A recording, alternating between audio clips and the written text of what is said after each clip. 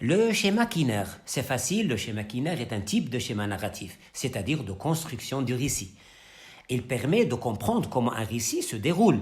Il a été utilisé d'abord pour décrire la structure élémentaire des contes. Voici les 5 éléments en général qui le composent.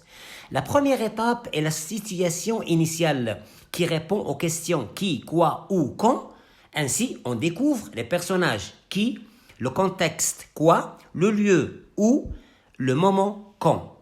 Cette situation initiale s'appelle aussi l'incipit ou l'incipit. Puis, un événement vient perturber la situation.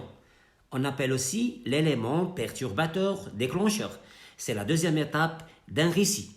On est devant une complication, une perturbation, comme un événement, par exemple, qui se produit, qui va changer la vie normale du personnage, ou un problème qui apparaît.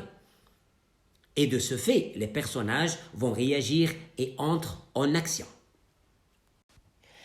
Troisièmement, les péripéties. Ce sont les différentes actions menées par les personnages, leurs aventures en réaction à l'élément perturbateur.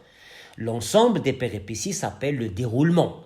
Dans un récit, les péripéties peuvent en avoir 2, 3 ou plusieurs. À l'issue des péripéties se trouve la quatrième étape qui s'appelle le dénouement.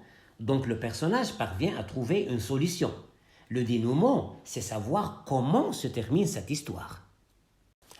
Et enfin, la cinquième étape, c'est la situation finale, qui est en relation avec la situation initiale. Au début, on voyait comment était la vie du personnage avant toute cette aventure-là. Et maintenant, avec la situation finale, on sait comment sa vie a devenu après toutes les étapes précédentes.